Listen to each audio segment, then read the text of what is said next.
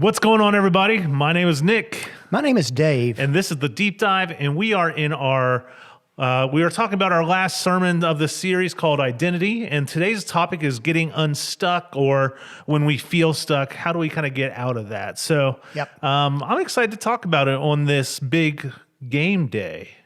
Yeah, by the time people are watching this, it'll all be over. It will be. Thankfully. I know, it's kind of been a weird lead up at this point, but we'll get into that a little bit in just a minute. Okay.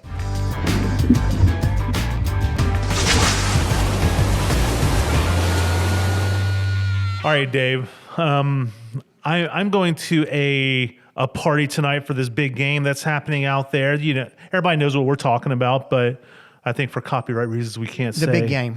We can't say the other name. Yeah, and people should know that we're recording this on Sunday afternoon. That's right. Not before the game happens. So we have no idea. Yeah, we have no idea what's going to happen. So what's your over or under on Kansas City? You mean the Fighting Taylor Swifts? I think the Niners on paper should win tonight. I hope so. But I can't bet against Patrick Mahomes. I think he's really good. Yeah, this will all be a moot point when you're watching this. Yes. But anyway, Usher's means that'll be good. So you know, be a good. All right. Hope everybody had an enjoyable Super Bowl experience. Yes. You said it. Oh, we're done. Yeah, it's over. Canceled. Almost to 100. We did so good. No, I'm just joking. What's your favorite go-to snack though? Super Bowl snack. I just said it too. We're going to have chicken wings. Okay. And we're having fries in the deep fryer. Nice. And Teresa's got some other things going. I don't know. Okay. All right. Yeah. I like a good dip. I like a good like chili cheese dip type thing. Yeah. That's always ideal. And I hope we have some good ads. I'm a little nervous that they've played so many ads beforehand, but as I say, this will all be a moot point when you're watching this. It's hard for us to get out of the now, right? That's right. Yeah, we're kind of in it. It's on our minds, but let's talk about the then. Let's talk about what I preached about an hour and a half ago. So, sure. Let's jump into it. We're talking about identity, how to get unstuck, and why don't you lead us off? So this series was really focusing on our identity in Christ. And some of the components of that make up that, and starting off by knowing that we're all beloved by God, we're all forgiven by God, and we're all called by God, and so just living into that, discovering those gifts along the way. Part of that we kind of got into in the second week when we talked about formation, confirmation, and sanctification. Right. And then we had a week when we talked about, like, as we're growing in our faith, sometimes we run into some gray areas. What might be right for somebody is wrong for somebody else. Some of the things in the Bible, a little bit, it's not really direct as to, it's gray areas. Right. And so we sort of worked through that. And today, particularly looking into where it falls in the calendar with Ash Wednesday and Lent starting this week, is looking at getting unstuck, because we do get stuck in our lives. We all do. It's kind of human nature. As much as we would like to say we live on this life of this even keel with a sort of slow incline, the truth is we all go through ups and downs. And I think self-awareness is good in helping that. It has been for me to know that, like, why am I feeling bad right now? Why am I getting this cycle? And sometimes, that can be enough. But I do think the spiritual disciplines play into it in developing our trust in God, developing a foundation for our faith. I think that can, and not that the goal is to always be even, but from not having these super highs and these super lows. Yeah, and I really appreciated that. I mean, really from the beginning. Yeah. Your bumper even was a car being stuck in the mud. Spinning, yeah. And I'm not going to lie, like, I was immediately triggered. Like, I hate that feeling. Like, every time I've ever gotten stuck, it's just been like the worst. You know what I mean? Yeah. Not that you can't get out, but it really kind of set the tone for what the sermon was going to be about. Right, I thought. and I guess the point would be, and I think it was pretty self-evident, that we get stuck sometimes, like we're the same place that we were spiritually last year, or the year before, or 5 years before. And how do we get past that? We may understand all the fundamentals, as far as understanding that we are loved, that we are forgiven, that we are called, but yet we still feel stuck. And so how do we get past that? Do you have any cycles? Like I drew that little thing. Yeah, I want to actually take a second. Let's talk about your artistic skills, because you had a bunch of stick figures on there. If you haven't seen it, go watch it on the YouTube. At least watch this section and then come back to the conversation here. But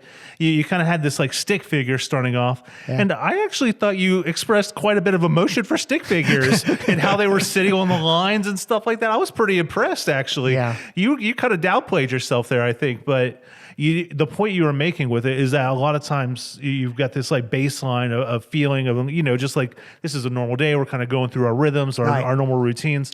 And then you might have a high time. Yeah. And you had a good praise up there. I saw, but then you talked about how eventually we kind of come back to that baseline after the high and just kind of keep it moving. But when we hit some of these low spots, something bad happens, whether, somebody in your family gets hurt, or there's unexpected illness, or just some inconvenience, whatever, that there's this low spot. And I really resonated with how, like, why do we stay down here when something bad happens instead of staying up high? We hang out on that plane. You sort of have this baseline plane you're going across, and, something can happen. Is like someone who's like me, who's wired up, I want people to like me. Yeah. So it could be as simple as somebody like sending me a sweet note to say, "Hey, I really enjoyed your sermon on Sunday."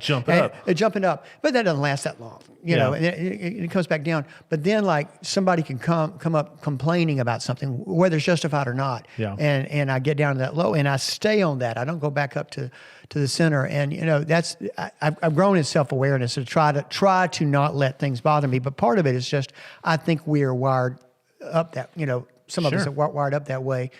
And, this part of the thing is breathing and living and having our being is that we do have those kind of ups and downs, and that's part of the goodness of life as well. Now, I did want to say a thing. I just touched on it a little bit, because there are people that get on those low places and it's more, it's clinical. Or it's chemical. Sure. And if you are suffering from some of that, I do want to say that there is help. Yeah. And there's nothing shameful about that. Yeah. Because sometimes we get stuck in a place and we need professional help. We may need medication. We may need a counseling to get out of that stuckness. Yeah. But just in a general sense, getting stuck and we're looking at it from a spiritual place in our Christian lives, how can we bust through to a new level? How can we get unstuck and not just having our tires spinning? Right.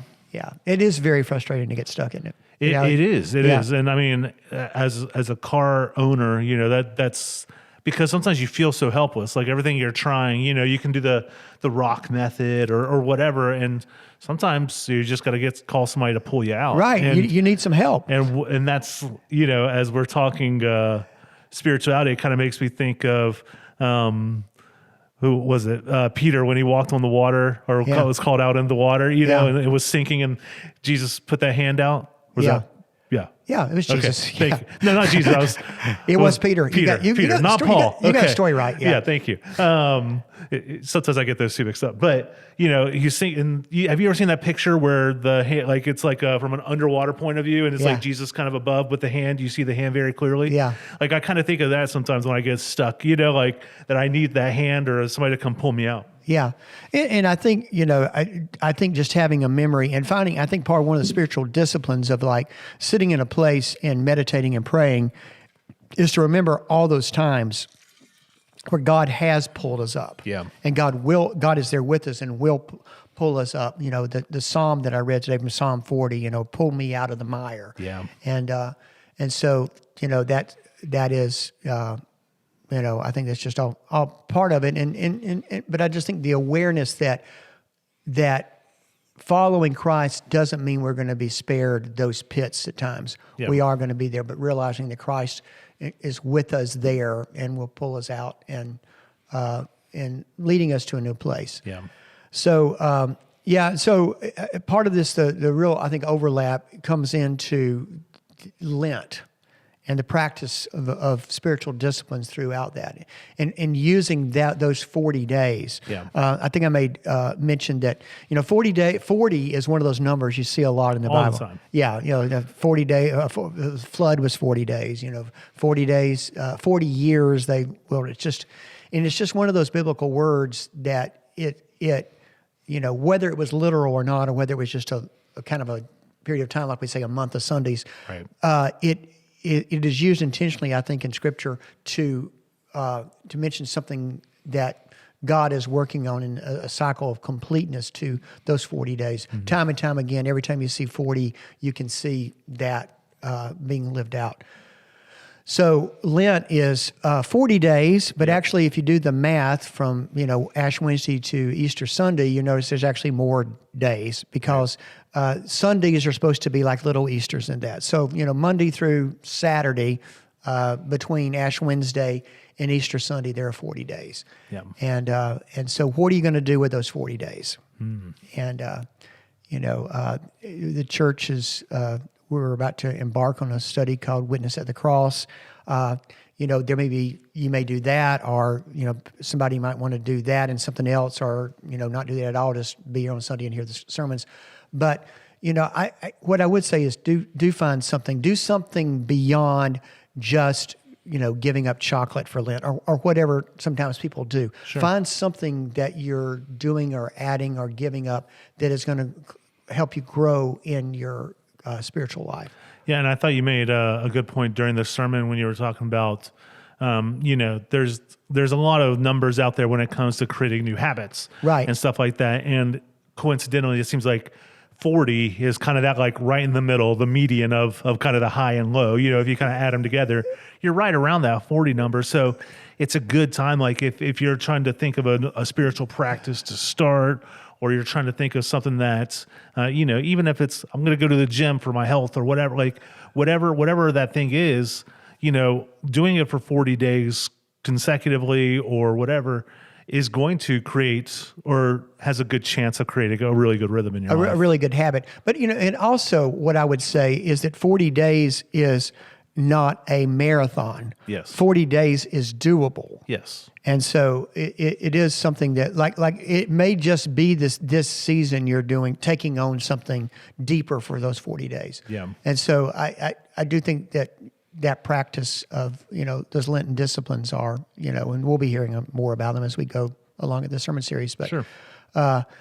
It is something that I think, I like the rhythm of the Christian year, Yeah. And we're not a heavily liturgical church. We do pay attention to some seasons and some days. And Lent, Ash Wednesday and Lent and Holy Week, that's something we'd pay a lot of attention to around here. Yeah. And I think that can help establish us in a habit that, will get us through.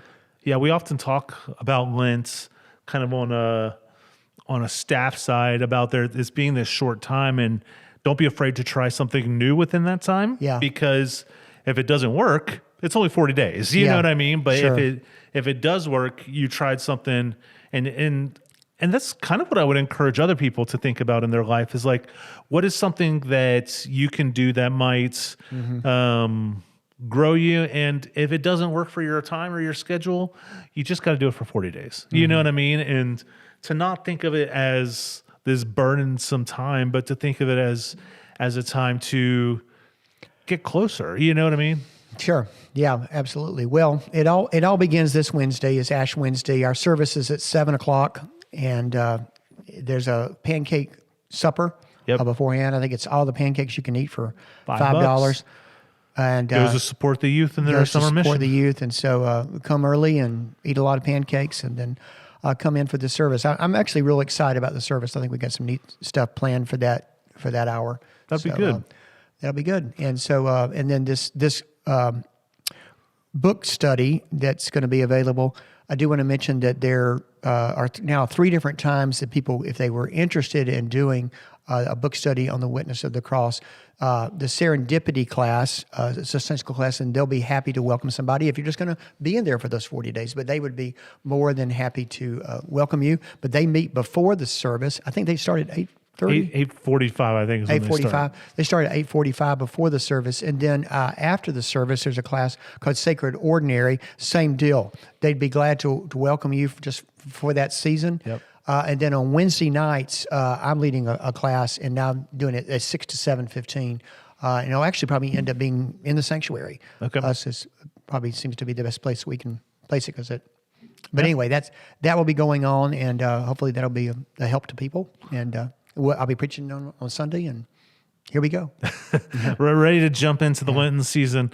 Dave, is there anything, as people might be considering ways that they are stuck in their life or whatever? I know you mentioned kind of getting help if people feel like they just stay down there. But is there any tools or any like advice that you would give somebody who might feel stuck? Who might feel stuck? Well, I think it takes some sort of self-evaluation. And, if you think you are stuck on a level where you really do need professional help, you can come talk to me or Nick. Yeah. And we'll help you. We know some counselors and some contact people, or talk to your doctor. So if you're in that where it may be a clinical thing, please do get some help. On a spiritual thing, I would think, adding something on in these spiritual disciplines, but also giving back. I think sometimes we can get out of a place, particularly if we're feeling negative and cynical and low, that when we are able to reach out and help somebody else, and we've got 40 days of sharing, which we haven't talked about going on too, but volunteering or giving something or doing something for others, I think that can help us grow in our own self-fulfillment, because it's self-empowering to help someone else. Right. And that, I think that's a good way also of getting unstuck. Sure. Would you say kind of the goal is to stay on that kind of baseline as much as possible, or I'm just curious? I think life is going to take us up and down. Yeah. But I don't think that I think the goal is to move away from letting our moods swing just based on what was the last nice thing that somebody said to, or, went down because something bad happened, is to be able to sort of embrace where we are. I mean, there are bad days that happen. Absolutely. You have medical problems or, problems with your kids or whatever. There's some bad days that are going to happen. But I think this awareness where you're tethered to your faith in such a way that that you're going to get through this. Yeah, you can kind of see the hope and through not the storm. spiral down into despair. Yeah. At the same time, not always chasing those highs, those mountaintop experiences, because that's not really sustainable either. Yeah. And so I don't think the goal is to lead this even life. That would be boring. But I think that to be able to encounter God wherever we are on the ups and downs. Yeah. Yeah. I know that doesn't seem that may seem kind of like a cop out. Well, no, I think that is life. I mean, you're absolutely right. There's going to be times where we feel like we're at the top of the mountain and we're kind of in the valleys. We're all imperfect. We're all broken people. Yeah. Right. But I think we can find joy in the midst of that. Yeah. And something I think I would remind people listening as well is when you do go down, like if you feel like you're down, I noticed in my life, and this could just be a Nick Yother thing, but the times when I feel like I get stuck often are the times I'm isolating myself from other people and potential help avenues, if that makes sense. It's almost like a self-fulfilling prophecy that I'm staying down there is that I tend to internalize and try to figure out my way to get it out by myself or whatever.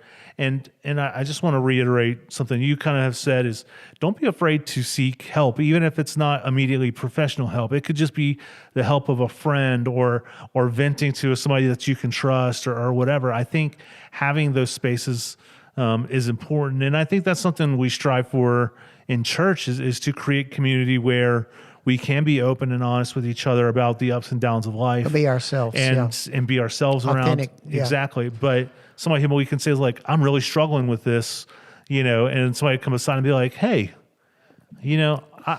I got you. Let's walk through this a little bit together. I saw actually a beautiful example. I won't say the names, but somebody was out, out here in the Welcome Center, and they were just talking about how they were struggling with some things, and somebody came on just like, you know what? I'm so sorry. I will pray for you. I'll pray with you. You know what I mean? Like, yeah. And that's just a beautiful example of people coming beside people. And I just want to say, like, if you kind of feel that, maybe see how insulated you're making yourself. Sure. So yeah. Well, I think we were made to live in community. Yeah, I do.